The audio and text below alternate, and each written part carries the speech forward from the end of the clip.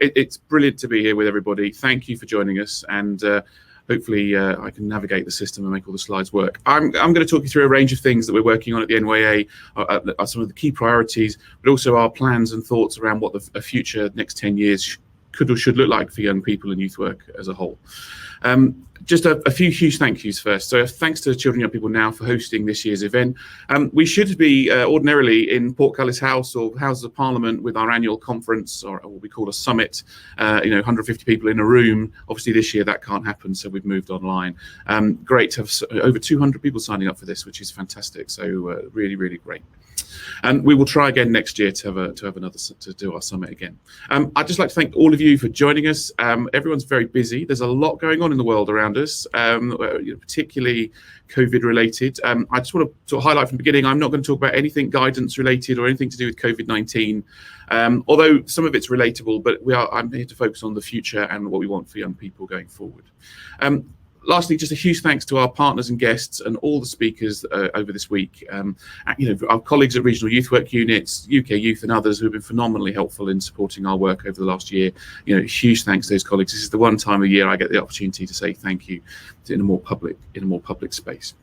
So, just a quick flag that it obviously is Youth Work Week, which is why we've got today's event. This is a huge event. It runs across not just the UK, but it's also international. We work with the Commonwealth, and all Commonwealth countries, or the majority of them anyway, will be involved in Youth Work Week in their own way, in their own location. And we've got a big event on Thursday with the heads of some of those Commonwealth countries, or the youth heads. We'll be discussing the same topic of being ambitious for youth work and young people. Youth work has never been needed more than it is today. The information that we know through COVID-19 and the impacts on young people, we've never needed youth workers and the work that you do out on the ground more than now. I just want to say a massive thanks to all those practitioners, volunteers, trustees, funders, everybody who has rolled up their sleeves, adapted their practice, moved with the times and changed dramatically to support young people in what has been, 2020 has been quite a heck of a year. So, we're not through it yet. We've got quite a way to go. So just a huge thanks. Never needed more. We've never needed to be more aligned, working together collectively, collaboratively. We've never needed to be more joined up in our thinking. And what we need to be doing with youth work is to align all the components, all the parts of the system. And it's a big old complicated system with different organizations, academics, funders, government, and we need to be bringing everything together aligned around a common sort of set of goals and priorities for young people. And that's what I want to sort of outline later in my presentation today. But young people have never needed us to be more ambitious for them. And youth work and youth workers is a vital tool, a vital resource to support the most vulnerable young people. I'm always struck when I go and visit projects by talking to young people who say, my youth worker is the only person in my life who I trust, is the only place I feel I can be myself, I can open up, I feel I have a stake, where they're in charge because it's a voluntary relationship and it's an educational process as well, and we recognize that. But young people have never needed us to be more ambitious for them. So as I go through today talking about why we're ambitious for youth work, we're equally as ambitious for young people. Just at the NYA, we are the professional statutory regulatory body for youth work, so we will be talking about that. Youth Work Week is an opportunity to celebrate everything that we're doing, everything that goes on around the world and the country. And I ask you to go onto our website, download the resource pack, send in your statements of why you're ambitious for young people, nominate your youth workers, nominate your projects, tell us about young people. We've got a digital wall that will go up on our website later today, tomorrow, where we will celebrate all these great ideas, great projects, great activities. And we want to make sure that everyone's included. So please make sure you're on there. So COVID-19, it can't be ignored. And whilst I'm not going to talk about guidance, I do want to talk about the impact COVID-19 has had on young people. We are in a period of national crisis, not seen, for over 70 years, and an unforgiving pandemic, a global recession, and the hugest inequalities in society and across communities. From poverty to Black Lives Matter, we're in a really unprecedented situation. Young people have borne the brunt of this crisis, and they've been left to pay the price and the long-term cost of that recovery. As a country, we need to do more to support young people now and in the present to be truly ambitious for their future, to help achieve today we are publishing our 10-year vision for youth work. This is our part of the jigsaw, but it builds on a massive piece of work that's been going on for a long time by a lot of brilliant stakeholders and partners across the country. And we'll try and explain how we want to bring that together. But in a week that sees us move back into national lockdown for England and restrictions across the UK, I want to pay tribute to those youth workers, volunteers who've worked so hard to achieve so much, building on the trust and relationships that they enjoy very uniquely with young people. We are working really hard as an organisation to get the right package of support and to be enable youth workers as we go into the second lockdown to be able to do as much as possible. It is going to take us a few days to get that agreed, but we are working hard because actually government recognises the role that youth work has to play in supporting the most vulnerable young people. And unlike the previous lockdown, we will not close those doors entirely as we did before. So thank you for all you're doing, and let's keep that going. At the start of Youth Work Week, therefore, it's fitting to celebrate the contributions made by youth workers throughout the pandemic. Tell us how you're being involved. Tell us what you're doing. We really want to hear from you. Back in March, we entered lockdown for the first time with youth work defined as an educational and leisure time. It was very much a leisure-based provision that we needed to that was less important than education or other things. Too many youth services and centres were closed. We saw workers furloughed because of this sort of notion of leisure. That was disastrous and saw some 1 million young people disengage and drop off the radar. Our research working with partners, the Children's Commission, has shown that around 1 million young people vanished from public services from that support from what you guys out there, what you're providing. They weren't seen at school, social care, and out of contact with their youth workers, isolated, and the impact of that has been profound. And read our reports to really see the impact of that. At the same time, we estimate that the number of vulnerable young people trebled to probably near around 3 million young people who have the greatest need for support. So the impact of isolation, the loss of access to your friends, the digital poverty, huge range of issues that young people are facing around employment, exams, made a massive impact on their lives. So today, we know that there are around 3 million young people who need it. So 3 times the number of young people need our support at the time that the youth sector, frankly, is not in its strongest place. Part of that's to do with the pandemic, but the majority of that's to do with the last 10 years of reduction in spend of public money to support what we do as a sector. But youth services have adapted. We've gone online. We've increased our outreach. We've done detached work where it's been possible. Youth workers provide a vital lifeline for many young people, their families, schools, and their colleges. But by July, clearly recognising that providing educational activities, youth workers had climbed a mountain to become recognised as key and essential workers. Whilst the government has yet to sort of publicly put us on a list, actually they do recognise that youth workers are key priority workers, and we expect to see that change in the next few weeks. We have the Minister giving a presentation on Thursday, and I watched to see what she might say around this.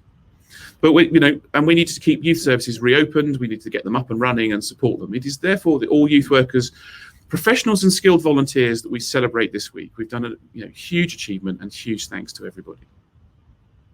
Throughout the good times and bad, youth workers reach out, engage, listen, and empower young people as agents of change in their own lives, their communities, and to reshape society on their terms.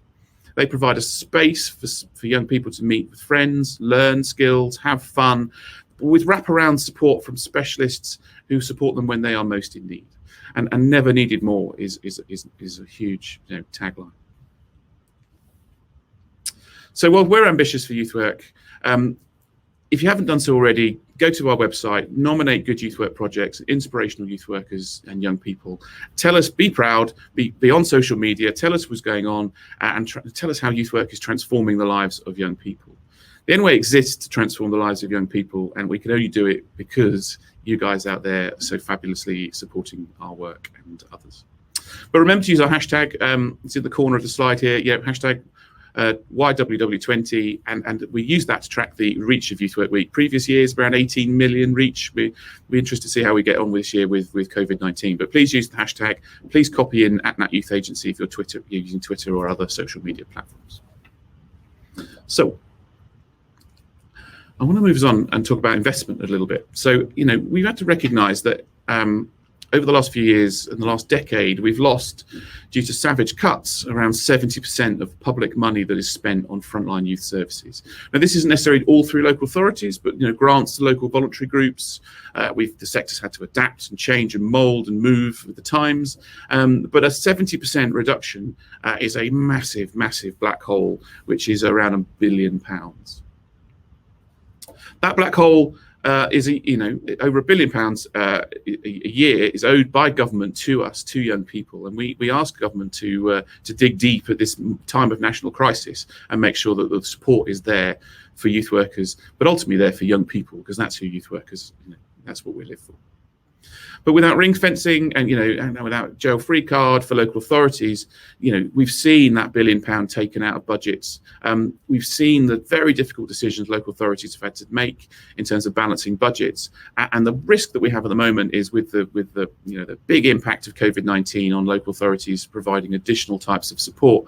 We're very concerned that there could be further cuts and reductions in youth work spend at the local authority level. There's still around 300-something million spent, but we fear that may drop. But with a weak statutory footing for youth services, many local authorities feel they've got no option, and we are calling on government and working with government to minimise the impact of any further reductions. We are now reaching crisis point with the delayed spending review. So many colleagues may have heard in the news that we were due to have a 3-year spending review. That's sort of been curtailed, and we will now have a 1-year review, which will run from April next year. But with reduced budgets and the loss of income from statutory and voluntary services, we face a double whammy of charities shedding jobs and local authorities cutting services just at a time young people need their help the most. But we're ambitious for youth work. We need more funding. We need to be not just in survival mode, we need to be there. We don't want bailing out as charities. We just need the support to support young people. We need the funding that enables brilliant practitioners to do what they do. So to borrow a phrase from the Prime Minister, investment is needed to build back better youth services and revitalise the youth workforce. So first, we need to secure the capacity of the youth sector to meet the needs of young people now, amplified by the pandemic.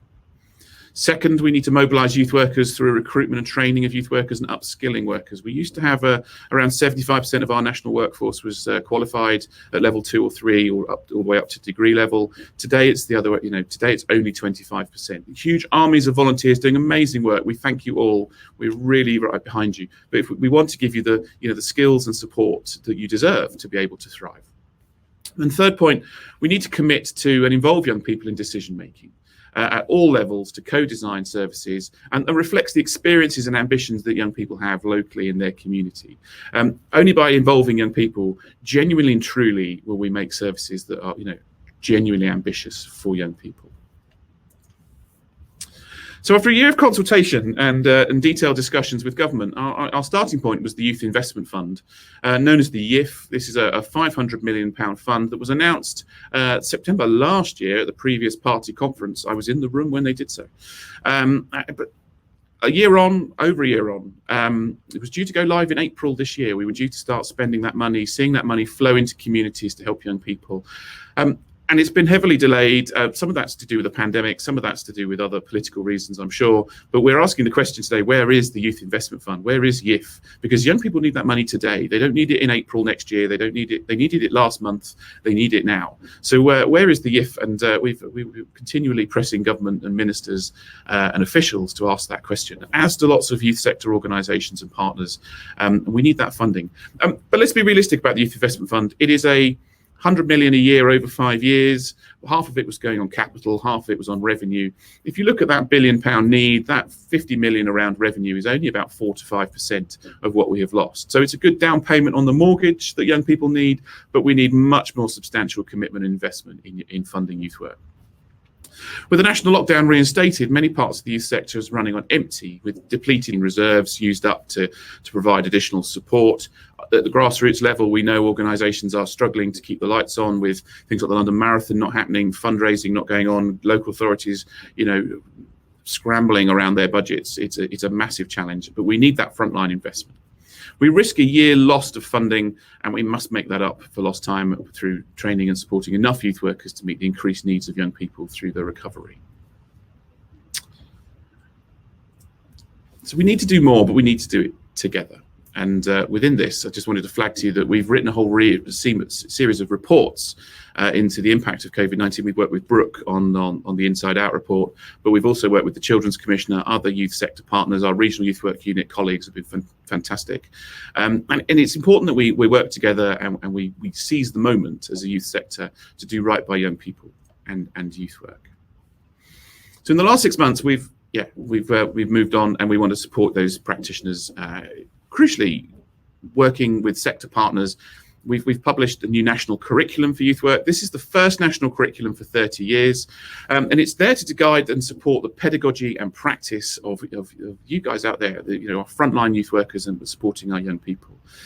Our curriculum is a framework. It is not a syllabus. It is not it's not aiming to dictate what you must do or how you must do it. It wants you to start with young people at its absolute heart, at its core, and then build the layers out. We have provided a series of themes, but those themes are there because actually that's how we can articulate the impact that youth work makes with and for young people. So I encourage you all to go and have a look at the national curriculum. It's the first time we've had one for a very long time. It's been designed with the sector, by the sector, consulted with young people, and has had a phenomenal response, far above and beyond what we'd expected. So please put it into practice. Please take it forward and use it as best you can. Go back one. We've also done a lot of work around opening up career pathways and working around youth work apprenticeships. We've developed the new level 3 apprenticeship is available. The level 6 will be available later, probably next year now. We secured funding from the government around youth work bursaries, working with regional youth work units and national training networks all up and down the country. We've enabled over 500 adults to get youth work training. We'll see how many qualify. So if you're one of those colleagues, thank you, and please enjoy the training you're getting. We hope to see more bursaries in future years, and there is a commitment from government, it seems, to support national workforce and get behind our sector.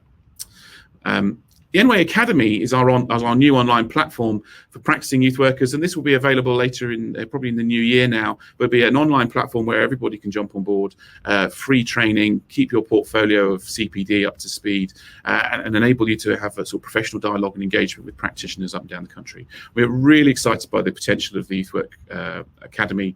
It has been a bit delayed because you may have noticed we've been a bit busy with guidance and other areas of COVID, but we are now focused on the Academy and getting that over the line.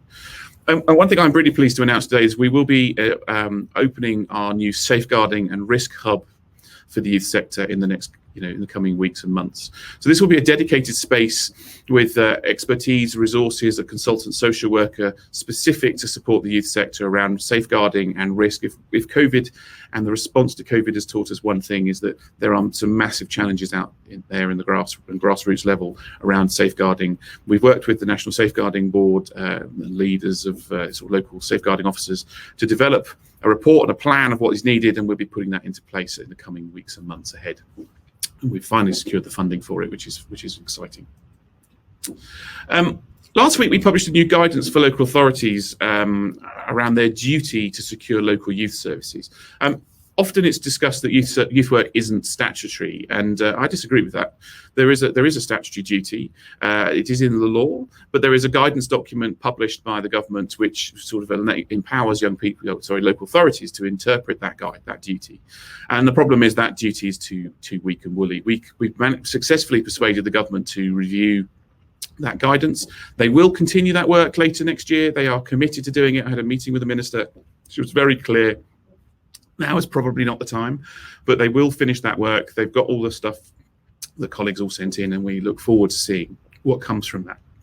But on the back of this, we called for 2 per school, so 2 full-time youth workers, J&C qualified youth workers per secondary school catchment area. And I want to be really clear: this is not necessarily, not for the school, not in the school, but in the area that those young people go to their secondary schools. There should be the equivalent of 2 full-time. We're not looking to prescribe that any further than that. And actually, if some areas have 1, but others have 3 or 4, that will be fine by us. But what we are laying out is a benchmark that is required across the country.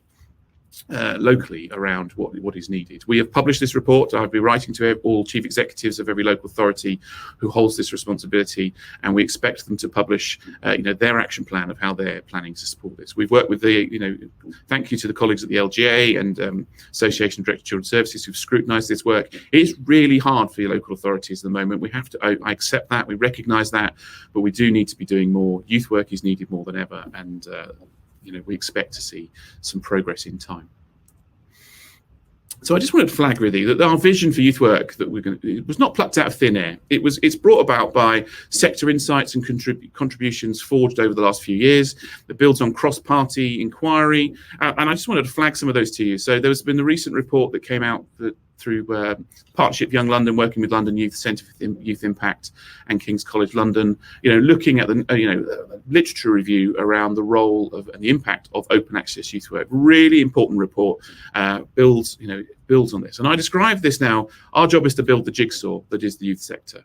And all these documents and pieces of work are new pieces that we're putting into the jigsaw as we rebuild. The Local Government Association had their bright futures and their vision for youth services. We're building on that today and looking to move that forward. We've published our reports that flag the high needs of young people. This report, hidden in plain sight, 3 times the number of young people need our support more than ever. The new national curriculum provides a framework for practice, and we want to be seeing how that can, be implemented. The Centre for Youth Impact with the Local Government Association, and we supported around how to implement this. But we've developed a new framework of outcomes for youth services and young people. We did some commissioning guidance around local authorities. But finally, the big one was the APPG Youth Work Inquiry, published April last year now, 18 months ago. All these things are building a story, all the evidence that you need to make the case to build an argument and a narrative around wanting further and more support for young people. And we'll be building on this. So a huge thanks to massive national networks, regional youth work networks, the impact networks, UK Youth and their partners, British Youth Council's Young People, the Back Youth Alliance. There's a web out there all working for, championing young people, trying to achieve greater things for young people. And our vision is trying to bring all those bits together and work with the sector to progress.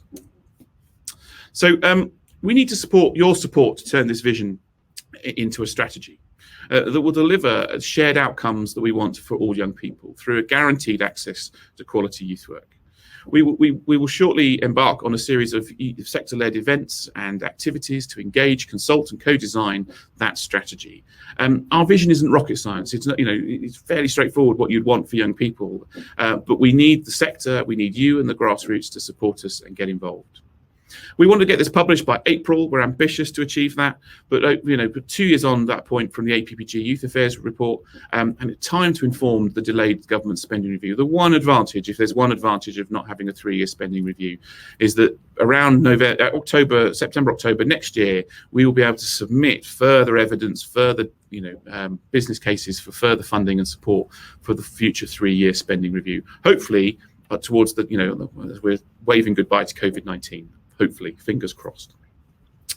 So we need bold moves, and we're ambitious to get this done. So our commitment is to provide recognise that youth work provides an essential service. As we've seen throughout COVID-19, never needed more. Our 10-year vision sets out the most pressing actions to be taken to secure and sustain quality provision for young people. This requires a significant investment in the recruitment, training and mobilisation of youth workers and skilled volunteers, supported by quality standards and the National Youth Work Curriculum. It means opening up career pathways, raising the status of youth work and embracing the rich heritage of local authority and voluntary youth services. One of our mantras at the NYA is we don't mind who delivers it. We want just as much of it as possible, the maximum amount of youth work to the highest quality possible, and we are laser focused on supporting the sector to achieve that. We must seek out and listen to young people's concerns and their ambitions. Their voices must be heard and included in decision making, and we will involve young people in great numbers, I hope, in developing the action plan and the strategy behind the vision. We're ambitious for youth work and young people and the collective impact of our youth sector. To aim less would be to fail those young people and their communities. And at a time like this, we just can't afford to fail. So our vision is simple. We will work with all of you. We launched year ago or so the National Youth Work Covenant, or the National Youth Covenant, and we set about that there'll be, as a nation, we needed a clear commitment to young people to be safe and secure, treated fairly, confident and ambitious in their future. And this covenant hasn't changed. You can go to, if you Google Youth Covenant, there's a dedicated website, and your organisations can make a commitment to those two young people, put the plaque up, put the post or the certificate up on the wall, and recognise that your organisation is making that commitment. When young people have a sense of belonging, communities are stronger. Our frustration and concern at the moment is that young people are feeling further and further disconnected from society, from their community, from having a stake in the world around them. We need to change that. We need to invest in those young people. We need to believe in those young people. We need to be ambitious for those young people. Where they feel valued, young people become partners and leaders in their own learning. That helps them gain influence over the issues that are of concern, and enable them to be involved in the democratic process. Youth work ultimately is a democratic exercise around supporting young people to be empowered, enabled, and stronger for their future. At its heart, young people need access to and support from trusted adults with the knowledge, skills and experience for safe and effective youth work practice. Yet the landscape for youth work has changed dramatically. I've already talked about the 70% cuts that we've seen in the last decade. We've seen youth centres closed, training placements have been eroded, and we've lost over 4,500 youth work roles since 2012. There's been a reduction from 75% in the youth workers holding qualifications, and at the time that young people's needs are rising, the complexity of their needs and challenges are going up. We need to be skilling and supporting, our brilliant, trusted, supported youth workers and adults out there. If you're the person the young person trusts, we as a nation deserve to enable you to do the best job for them, and that's what we've got to be focused on. It is critical that we reverse that decline. We need to be bold in our approach, and we're not apologetic in our approach today in saying we're ambitious for young people, and we've got a clear vision. So, the vision for 2030 this isn't rocket science, folks. For young people, this youth work and this is their lifeline. But what we need is all young people to have access to quality youth work and youth services that's local, accessible, appropriate for their needs and timeliness. Youth work needs to be recognised as a distinct form of education. We need including a youth premium to help more disadvantaged young people access high quality youth work. Your leisure time activities, but a learning experience as an educational process from what they are currently often excluded from, just because it doesn't exist. And mobilisation and professional development youth work, including the recruitment and training. And we're calling today for 10,000 youth workers to gain qualifications to be, bringing new people into our sector. The 3 million young people need support today than they did, this time last year. We need a lot more adults, a lot more community volunteers. We need a lot more youth workers, and young people have never needed us more. So how do we get there? Well, we need a major programme of investment in youth services across England. We need a realignment of 1.2 billion annual funding from government, ring-fenced for open access youth services that can sit alongside other support budgets for targeted or specialist youth work in other settings. Our 2PS, our 2 per school, our sufficiency report we put out last week, to fund that, you need that 1.2 billion to make sure that every young person in their school catchment area has the right support needed. We're also calling for premises and buildings that are fit for purpose, and including reopening or redeveloping new facilities for young people. The challenge is that there's been a big move around big family centres or using venues for multiple purposes. Nothing wrong with that in principle, but it can mean that they become, I used to run 40 youth centres, and some of them look more like childcare centres than they did youth centres. We need venues that are fit for purpose to engage the high need young people that we are worrying about. Extensive day-to-day use of digital technology and the resources to extend the reach and contact and engagement of young people. One thing COVID has enabled us to do as a sector is to move online. That isn't going to completely go away, although there'll be a clamber back to getting in premises. Youth work is a face-to-face professional practice. We would love that, but then we need a greater digital engagement, digital support for our sector and for young people. We need to be ensuring that the quality and accountability of youth work and youth services. So the Youth Covenant is focused on positive outcomes for young people, being ambitious for young people now and for their future. We're calling for a single minister responsible for young people and youth work, to ensure cross-departmental coordination. This is not a new call out. There's been many. We had it in our APPG report from MPs. They asked for a single minister. There are lots of government departments doing lots of things for young people, and they're spending billions and billions of pounds on it. But the lack of coordination means that it's disjointed, it's not connected, and actually, it's not focused in the areas that we feel young people need the right support. We're calling for local youth partnerships to bring together public, private, voluntary and community sector support, and to make effective use of all available funding and amplify that funding at a local level, giving young people, communities, young and youth workers control over local investment in frontline services to support those young people. And ultimately, young people's involvement is essential in decision making and scrutiny at that local level, but at all levels, right the way up to the top of government, shaping policies and informing services, reflecting on the experiences and ambitions of young people. I'm nearly there, folks. So as we move into, from now to 2030, we want to see a diverse workforce representative of communities they serve, from frontline leadership and youth services and activities that represent the diverse and identify the communities that they're working in, including public spaces, volunteering pathways, and leadership into youth work. We need to address some of the inequalities that exist in our sector and how we support broader ranges of practitioners to move up through the leadership ranks and take more leadership roles. Increased volunteering, work experience and sustained employment opportunities for young people. COVID-19 is going to have the biggest impact around young people's qualifications and employability. Kickstart is £2 billion, really interesting, great program, but it will, young people will need significant support to be able to access and engage those projects. And what we know is those that are furthest from the workforce, just having the opportunity isn't enough. We need to be providing trained, supported youth workers to go and engage those young people. We need to reduce the narrative around negative outcomes for young people across communities. We need a public health approach to youth violence, mental health and loneliness. Even the term public health approach, which is the sort of buzz phrase, when you look at what that actually means, frankly, it just means good practice youth work, and we need more of it to support those young people.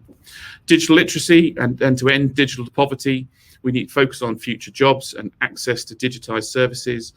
We don't want to take away frontline community services, but actually for some young people, the digital world is their world, and that's what you don't have to look at young person. I've been on holiday last week with my nephew, spends the entire time chatting to people on an iPad.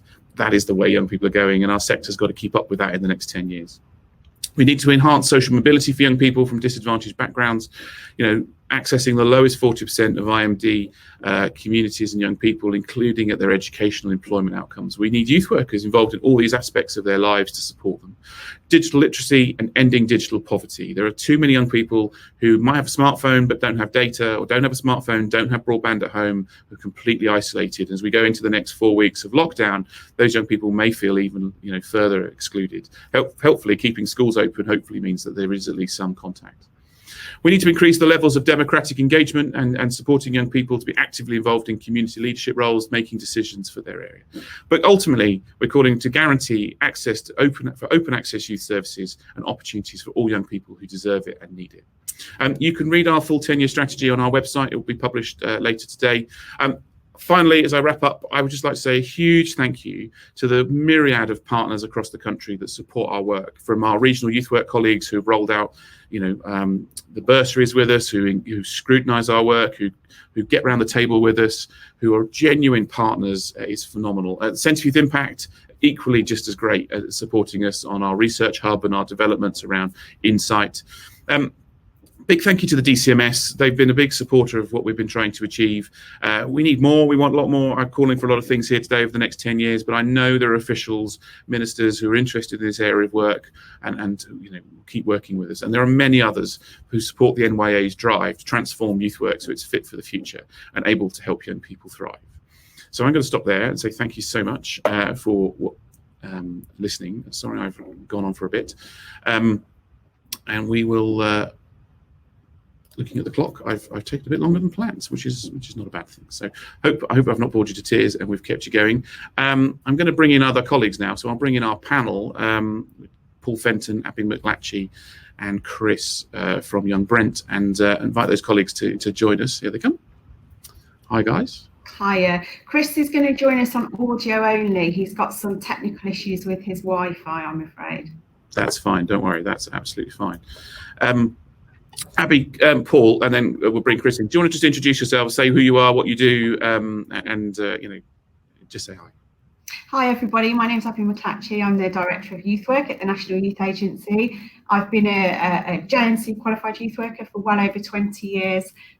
Worked predominantly in grassroots, small voluntary sector youth organisations, and with young people that are living in the care system. So that's me. Paul? Hi everybody, my name is Paul Fenton. I'm the National Officer for the Professional Association of Lecturers in Youth and Community Work.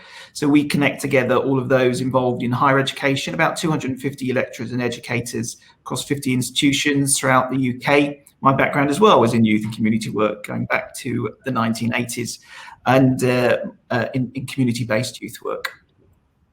I think Chris might be with us on audio as well now. Chris, are you there? You there, Chris? Okay, maybe not. We'll keep an eye on. I am indeed. Can you hear me? Is that okay? Chris. Yes, you can. Welcome, Chris. Chris, introduce yourself. Hi, I will do. So it's Chris Murray from Young Brent Foundation. I'm the CEO of a very small infrastructure charity based in North West London. We're place-based. And like Abby and Paul, I have a slightly long history as a JNC qualified youth and community worker, going back to the 1980s. Consider I'm only 21, that's a long history. So I'm embedded in the practice, primarily in detached and outreach, but I fundamentally believe in the informal education process around youth work. It has to make a difference. It's not just playing a game of football or something. It needs to be telling a story. Super, thank you, Chris. So to delegates on who are joining us today, you can put questions in the Q&A section. Do post your questions in there. There was a lot in my speech. I'm sorry it went on a bit longer than I planned, but there's a lot of good stuff there. So you can put stuff in the Q&A, and we will bat it around as a group. What I wanted to do is just say to Paul and probably Chris, because Abby's been involved in it, your initial sort of thoughts and reactions to what we've just said this afternoon. Paul, do you want to kick us off? Okay, I'll jump in with that then. Yeah, thank you, Lee. Thanks for sharing that. I think I was scribbling away as you were talking about the various challenges and opportunities that we're presented with as we look forward to a new decade. We can't ignore the fact that we're in this position because we've faced a long decade where it's been hard work in the sector for people to sustain their commitment to working with young people, and for many people to be able to sustain their employment as well. And it's been a real challenge. But as we look forward, the question is how do we rebuild that, particularly at this time when young people are even more in the spotlight, as they're the ones that are so clearly impacted and affected by the situation that we face currently around COVID-19. So I'm pleased to hear what you're saying. Delighted about the ambition. I think the 2 per schools ambition is a real headline in terms of making a bold statement about a baseline expectation for the provision of youth services across England in particular. And that is ambitious. We're talking there's about 3,500 secondary schools, just to quantify that. So we're looking around 7,000 possibly professional youth workers working in communities around England, if that could be realised. I'd done the maths as well, Lee. And so it's interesting you came up with 1.2 billion. I came up with roughly the same amount when I was calculating that as an ambition. And that is the kind of investment I'd hope we'd see in order to secure the profession, the experience and the services, that is not just about those 2 youth workers based around those communities, but the catalyst that they become for multiple services, voluntary sector organisations, as well as a range of other services that are connected through the way in which youth workers actually practice their work. So I think it's worth stating that it's not just about securing roles for youth workers, but actually uplifting the whole sector through an investment of a sustainable long-term nature in each and every community. And that's what we've been lacking. Everything's been short-term over the past 10 years. Amazingly, fantastic youth work organisations, particularly in the voluntary sector, have thrived and survived during this time. But they're often exhausted from having to go through one short-term period to another. So I think a long-term vision is what's desperately needed to shore up the sector but also to provide a real genuine, as you put, covenant or social contract to our young people, that they are of value, and their whole lives, not just their formal education, is important in the context of our support for them. Brilliant. Thanks, Paul. And we don't apologise for being ambitious. You know, the time is right to bring it all together. But we're also really clear that this is joining up all the work that lots of organisations have done. Just as the National Body for Youth Work, we feel we should, you know, put out a clear statement of intent and then work with everybody in the sector to draw that together. So that's really clear. Thank you. Chris, have you got any initial thoughts or reactions? Can you hear me okay? We can, Chris. Great. Go for it. Can you hear me okay? Excellent. Yep. Okay, so my initial thoughts were based on the interdependency that you spoke of, the co-production and co-design of services for children and young people. And I used the frame around children and young people primarily because we are working with youth sector, you know, 11 plus, but actually there were young ones. And so to get them to that point of understanding, we do need to work with our colleagues in the junior section, i.e. children and play. So we mustn't forget that story. There's something else about being bold and being brave that you talked about. And I think Paul picked up on that as well. And as a sector, it's not just being ambitious, it's about being brave. Brave with the curriculum and the use of the curriculum. The Black Lives Matter this year is not new. It's something that we should have been doing a lot sooner across the globe, but primarily we now have an opportunity to rectify that and do something using that curriculum as a basis for that particular interaction. Think about ethical leadership. You spoke about leadership quite a lot, Lee, and I think that chimes with a lot of things that the sector needs to take more responsibility for, in terms of when we're working with our young people, that we are working with them, not they're our young people, they're young people. And we have to reframe the language so that they take the leadership role from the facilitation that we put forward. And I think that's really crucial. One of the things that you mentioned, and it leans really towards the social and political education of youth work, that we need to raise the bar on talking about the social impact, whether that's about class, or whether that's about ethnicity, or whether that's about people's gender or their faith. Let's talk about that in the political arena, and that's small as well as a big P. But we do need to be brave in our articulation of that. I love the idea of 2 per school. It's a very simple process to remember. It's a really good catchphrase. I think that schools, pardon the pun on catchphrase, but I'm sure people will get that and will understand that actually we're talking about just under 10,000, but ambitious to get to that 10,000 will give us what we need. And I'm very much in support of that agenda. And the final thing for me was really around the statutory spend against statutory provision. They're not always the same thing. Yes, the local authorities and the central government should spend the money for children and young people, but primarily the provision doesn't have to be in the statutory sector. It should be across the board. The spend can come from local authority and from other funders, but they need to have a place in that conversation as a major stakeholder for the children in that community. So yes, I'm very much in favour of that. I didn't do the maths, Paul, but I'm going to go with yours. I believe you. I trust you. You're at the university, so I believe you when you said it's about 1.4 billion. I'm going to take that as read. I might raise it to 2 billion. Let's see where we go from there. It's 1.2. It's 1.2, and we've always said it's the bare minimum that's needed, and actually we probably need double that in reality. But if you look at what we used to have in the old days and you add inflation, it would easily be double that. But I think what we need to, what we're trying to do is be realistic but ambitious, at the same time. So lots of really great reflections in there.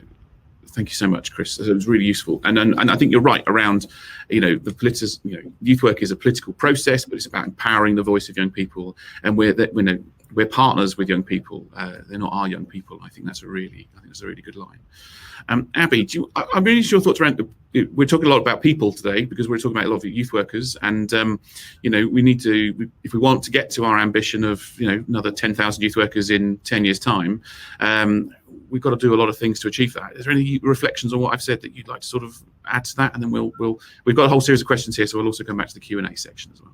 Yeah, of course. And actually, if there is anything that doesn't get answered through the Q&A, if we save it, what we can do is upload some of that information through our Twitter. So if your question doesn't get answered here, there'll be an opportunity at some point. With regards to the people that's needed to really optimise the ambitious view of youth work that we want for young people, the key to driving that forward is really going to be about collaboration. And I think both Paul and Chris touched upon lots of this in the things that they were saying. There's a need to recognise the value that different people and different skill sets and different experiences bring to youth work. So, for example, when we talk about 2 per school, we're not just talking about 2 JNC qualified youth workers, it's all of the infrastructure and support and services and volunteers and level 2 and 3 qualified youth workers and youth support workers that might need to be in place as well to really optimise what we can offer for young people. So there's a need for us to be really creative in the way that we drive forward our strategy for workforce. There's the obvious routes.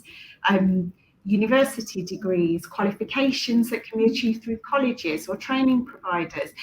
We've luckily just been able to get approval for the level 3 apprenticeship in youth work. We're hopeful that the level 6 apprenticeship will be live in the early part of next year. Both of those things bring creative models of funding the development of workforce, which I think is really necessary at the moment. Alongside that is other mechanisms. So I think it's crucial that we start to look at the interplay between different professional disciplines, how we connect and collaborate with our colleagues in different sectors that might work with young people but aren't necessarily youth workers. And it's how we bring those things together in order to facilitate that growth. We're not naive. You know, this is an ambitious 10-year vision. We want to work with everybody collaboratively to design a strategy to underpin. It's not going to happen overnight, but I think with creativity and collaboration, it is achievable. Fantastic. Thank you very much. That is absolutely right. I'm always struck about, you know, when we talk to young people, how they want youth workers, their trusted adult, to be relatable from their community, from their, you know, that we need to be working, you know, more around that. It came out through the APPG. It's come out through other work we've done with young people. That the ability to relate for young people is really critical, and that will be part of the challenge in supporting that social mobility of youth workers as well as young people as we progress. So I'm going to take us to our questions. You can vote these questions up and down, colleagues. So if you put questions in the chat, if you want if there's a particular question you really want to see, you can vote for it and it'll come to the top. So I'm going to sort of take them down in order. So Tanyanya has asked, Paul, you know, she said, Paul, I agree that long-term funding needs to be addressed. There's a VS, you know, voluntary community sector does really struggle with such short-term funding pots. But with government changing every election, how do you see this working as each party has their own thoughts on youth work? I'll just give you my thoughts on that. I mean, one of the reasons we wanted this to be a 10-year vision is because it needs to be a cross-party sort of buy-in to this. We need to get out of a yo-yo cycle. I mean, we're not particularly in a yo-yo cycle at the moment. We've been in a down cycle for too long. But, you know, what you don't want is one party putting in lots of funding and then 5 years later it all getting trashed as another party wins. I mean, what I'm seeing and hearing from ministers and lots of government departments and officials is that the role and importance of youth work has risen right up the agenda in the last couple of years, particularly in the last 2 years, I would say. And there's a lot more cross connectivity across government and different political parties around the support for youth work. The challenge is less around the political support, it's often around the evidence of investment and the financial argument to make the investment. And I completely agree with all those out there jumping up and down saying we shouldn't have to justify ourselves and we shouldn't have to do this. The reality is that's the conversation and questions that are continually being asked.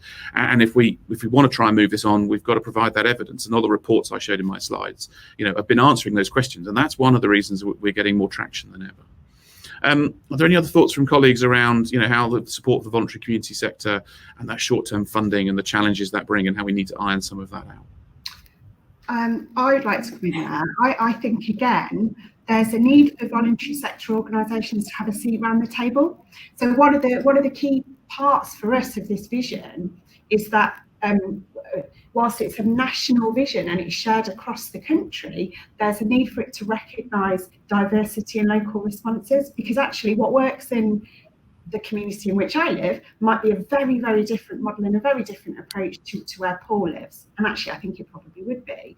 And so the point is that it's essential that voluntary sector community CICs, all different services that work with young people, whether they're statutory or voluntary, come together to co-design some of those longer-term solutions for appropriate youth work provision. And that includes localised strategies for funding, because I think to create those local and regional models and partnerships will add strength and credibility to the work that we're able to do, and can also inform those broader national conversations and pictures. It doesn't always have to be a top-down approach. I think it's far more valuable for it to be one that we all own and share. No, true. Chris, I'm interested in your thoughts around funding for the voluntary sector. Obviously, your foundation supports hundreds of organisations in Brent and locally, and the ebb and flow of short-term funding is a massive challenge. Is there any kind of observations that you've got that we should be, you'd like us to think about, not us, but as the sector, funders, government, as we progress this plan for revision? Yeah, hopefully you can hear me okay. I'm looking for it. Thank you. Yes, I think certainly for the Young People's Foundations as a model, as an infrastructure set of organisations, it's the collaborative element that we're really going to nail on this year. And it's really about the collective impact over a period of time, 3 to 5 years.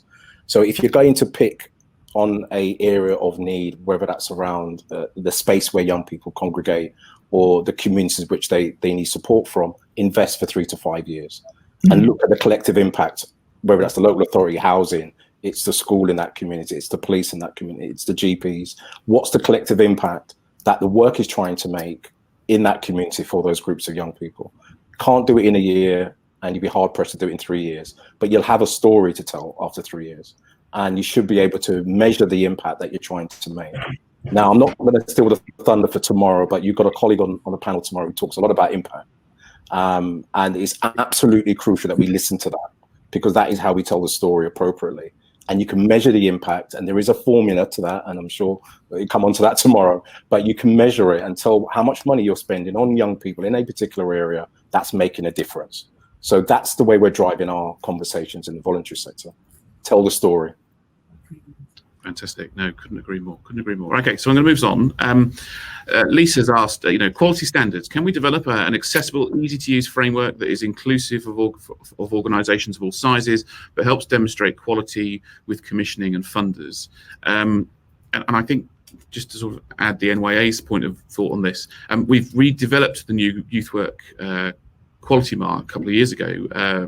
I think Paul and a few other colleagues were involved in sort of shaping that, and certainly Bethia from Centre for Youth Impact was one of the consultants that supported us. And it's designed to be a flexible tool that can be used locally. It's got 3 standards only, and you can flex it up and down based on the scale of your organisation. It's one tool. There are others. UK Youth got a quality mark for safe spaces and others, and they're arranged there. We will look to, with our youth work curriculum hat on, and now we've got that framework out there, we will look again at how we develop quality standards across the sector. What we don't want to do, though, is create a syllabus or a framework that must do and tick boxes. We need it to be, evidence-based, but voices of young people providing that evidence. Paul, is there any thoughts you've got around quality standards from your multiple hats?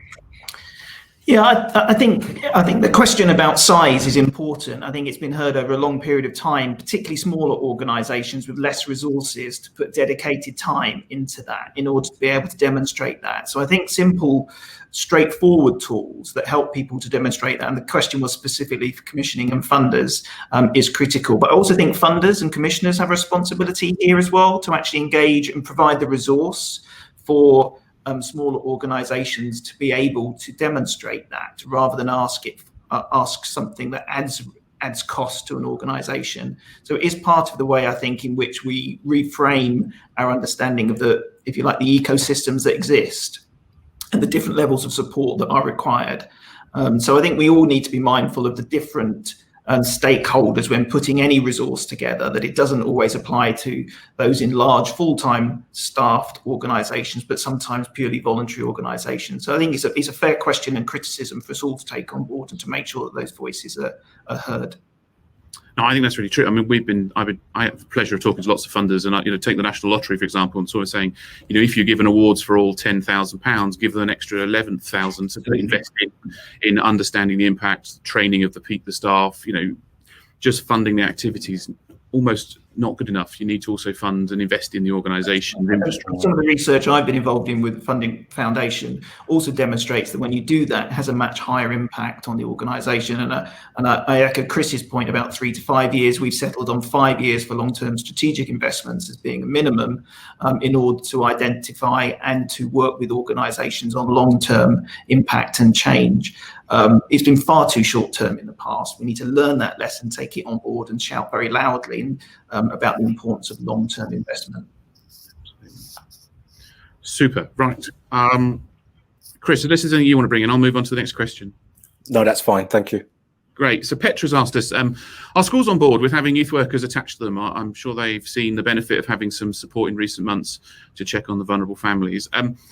Just to be clear, our two per school model is not about allocating and placing youth workers in schools. It is placing them in the school catchment area. Now, of course, youth workers have always worked through time immemorial in a local community and would engage the school and be supportive of the school there. But we are talking about supporting young people outside of the school in the community. There are other calls, Anne Longfield, Children's Commissioner, has come out previously and said she would like to see a professionally qualified youth worker in every school as part of the school team. We would love that. We'd welcome that.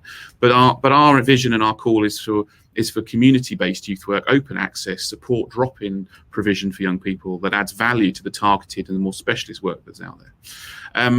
In discussions with schools as we've developed our plans, largely welcomed. I mean, I think schools are seeing the loss of local provision. I mean, it's fascinating to see the number of children entering the social care systems up, 30+%. There's different graphs from different organisations, but there's a point where that started to happen, and that really started to accelerate at the point that local youth services closed. And there's no doubt that your local community youth workers and your projects, your local volunteers, would often hold young people in a safer environment, a safe space. That regular once a week, twice a week touch point was enough to prevent escalating issues for young people and empower and engage those young people, give them the tools to manage their lives effectively and support them to be what they want to be. And so the message we're hearing so far is schools would welcome this. I mean, they've got a lot on their plate with COVID, but once we get through that, I expect to see us progress with that. Chris, you do a lot of work with schools. Do you think this would be welcome with schools? I think one of the issues that you raised around the catchment is the key. It's not the school per se, but the catchment in which the young people reside, in terms of going to school, traveling on the way home, how they have to navigate the stairwell in their communities. All of those issues are outside of the school context, but it's in the school catchment area. So if you can wrap around some support, whether it's detach and outreach in that community, whether it's the local champions, the mutual aid groups that need upskilling, then we need to provide the training for that to happen. Once you've got to that position, I think that's a knock on the door for Abbey to say, right, we need more JNC qualified in this area, because they are skilled, they're passionate, but they don't have the qualification to wrap around the scaffolding they need for the children in that community. So yeah, absolutely. We've been doing quite a lot of work with our schools in Brent, primarily to do with mental health and support for young people. And the other dovetail, which I'm sure we'll come on to at some point across the week, is digital inclusion. Lots of young people are excluded. So we need to find a way to make the digital frameworks more inclusive as we go through this second lockdown and potentially what the rest of the year may unfold. So yes, we've got to think about the school within the catchment area that it provides. It's the heartbeat of most communities, is the school. And we need that heart to beat appropriately.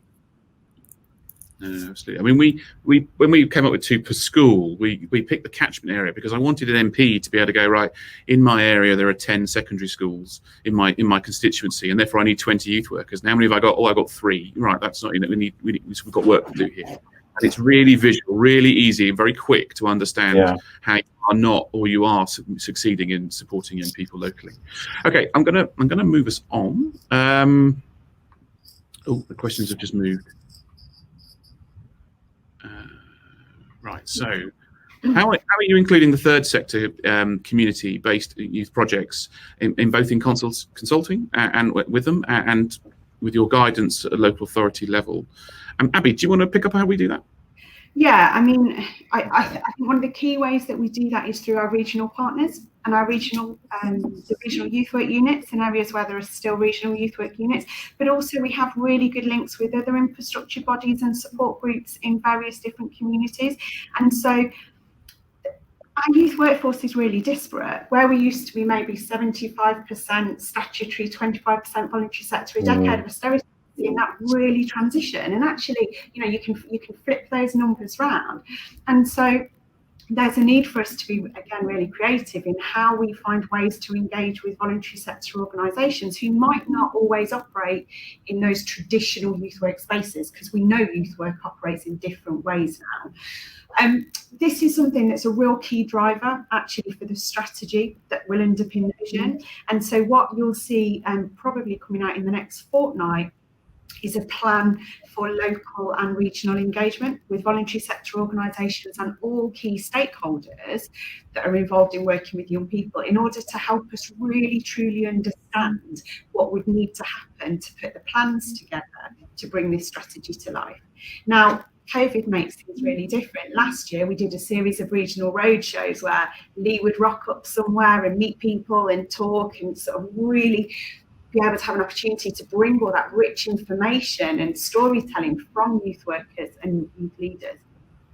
And obviously it's a little bit different this year, but we believe that with the digital infrastructure that we have, that we can still do a really robust job. Having said that, if there are gaps, if there are places where you think, you know what, you're not hearing our voices, we're not included, or we don't feel like we're able to be included, then please just reach out to us. Join the network, drop me an email, whatever, because it's really important that any strategy that underpins this vision is fully embracing of all of the key partners that are involved in delivering good quality services for young people, because we need to make it work for the future. We need to be ambitious. Excellent, thank you. I mean, NYA works with lots of local stakeholders and partners. Our regional youth work units colleagues are our frontline point, but we also work with, and connect more and more with UK Youth, London Youth and other organisations, and we're keen to support and partnership. So, get involved, get in touch. There'll be general, there'll be a thing on our website where you can submit your thoughts and comments, so everybody can get involved. But the roadshows that we were kicking off will be the key area. And last time around, we had over 500 attendees at our roadshows, and a most of those 80%, I think something, were from the voluntary community sector. So, we're listening, we're here, we're keen to hear from you. Get involved. I'm going to pick up a couple of quick things, and then I just want, last few thoughts and comments. We're slightly over time, but it won't matter. So, Susan's asked, and it's been voted on 3 times. So, just had a very quick look at the guidance for local authorities. As this is guidance, how are we going to be able to influence this agenda? So it was quite interesting to write that document, because yes, it is a guide to the local authority, but we wrote it quite formally and quite forcefully, and saying you need to do this, you must do that, and we will be, Freedom of Information Act requests. And we do have the right as the National Youth Agency to ask local authorities to give us information and to work with us. So we will do that. We have very good relationships with local government association. I think we're pushing at an open door, and I think we're pushing at a door that needed a framework. And what we will see, hopefully, is this will start to make a difference. It's not going to make a massive change overnight, but over the next few years, over that 10-year vision, then hopefully we'll achieve it. We'd love to achieve this much quicker, but it is a matter of timing. And then Robin's just asked, my big concern is money is tight. There's a tension between targeted services and universal provision. I believe we need more universal provision in order to reduce the demand on targeted services, which will lead to better outcomes for young people. Paul, Chris, have you got thoughts on that? Yeah, there's been definitely a move towards targeted services with the reduction of funding. We know that that's a story that's been well told, but we also know that if there isn't the basic level of support in place at a community level, that we see a growth in the need for targeted services. So there is a correlation between those two things. I think often we present these things as either or. That's perhaps unhelpful. We push towards one end of the spectrum or the other, when actually both are complementary. And youth workers are involved in both areas of those provisions as well. Some very specialist youth workers supporting targeted work, and also youth workers supporting more universal work. The question is the balance, and we've lost the balance, which I'm pleased that the vision that you're presenting, Lee, helps us to readdress, if we're able to achieve that. So my simple response to that would be, yes, there has been a drift undoubtedly towards targeted. What we're saying today is that we need more universal provision, some kind of baseline expectation of what young people deserve at a community level, and the kind of people that are there to support them in that offer. So the blend and combination of those, and then as Abby's been saying, the importance of tailoring that according to communities, because there's very different needs in rural communities as there are towards urban communities, where there are dispersed populations and where there are intensive populations. All of these things need to be taken into account, but they're best done when people locally have the expertise and the resource to allocate those resources appropriately. Brilliant. Chris, your thoughts? Yeah, it's primarily to do with the fact that it's a bit of a seesaw. You know, we either spent money on targeted provision, or we're now going to push towards universal provision. It's both. And like I said earlier, in terms of statutory spend versus statutory provision, that's one of the key nubs of the conversation. If there's money in the system, then we need to spend the money appropriately on what's required. And local context will always be the driver for that. It shouldn't be either a targeted provision or universal. It's both, and it's varied, and it needs to be respected in both those spaces. One of the challenges, I think, finally for me, really, is around new spaces. You know, we've been looking at buildings as being the way forward, but what young people have shown us is that actually their phone, their iPad, is their new youth centre.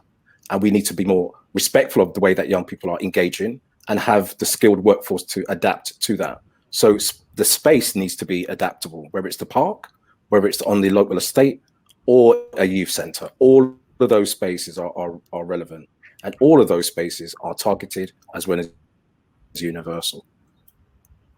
Fantastic. Thank you very much. I'm going to draw us to close. There's one question here from Sandy, which is, you know, really pleased to see more partnership work at a national level and locally too, between organisations and government. How do we make sure that they stay good? I mean, for us, that's about being very clear on what we're trying to achieve. It's about partnership. It's about collaboration. It's about leaving egos out of it. It's about working together. COVID really helpfully, I think, acted as a good catalyst where, you know, we built a whole website with UK Youth and the Mix and the Federation of Attached Youth Work within a week, populated it with hundreds of resources. I think it gave us an opportunity to really, you know, explore relationships and partnerships. It's been fantastic. We want to continue that and invest in that. But everyone's got their role to play, and as long as we're really clear around that, then you know, we can all work really, really successfully together. And actually, the reason youth work is rising up the agenda is because of some of that success, both at a local level, regionally, and nationally. So long may that continue. Can I just thank Abby, Paul, and Chris for your time and your contributions this afternoon? It's been really positive. I hope you enjoyed my presentation. I hope you enjoyed. Take a look at the vision, get involved in the workshops, get involved in the roadshows, as we'll call them, as they come out and about. There'll be one for your region area. We're not quite sure how we're going to work it out yet. We've got to work with partners to build it. You know, with all the changes going on with COVID-19 at the moment and the changes later this week, good luck with what you're trying to do. Thank you on behalf of everybody here on the panel, and on behalf of all, you know, across the sector, for all you're doing for young people. And I'm going to hand back to, I think Abby's taking over the next section.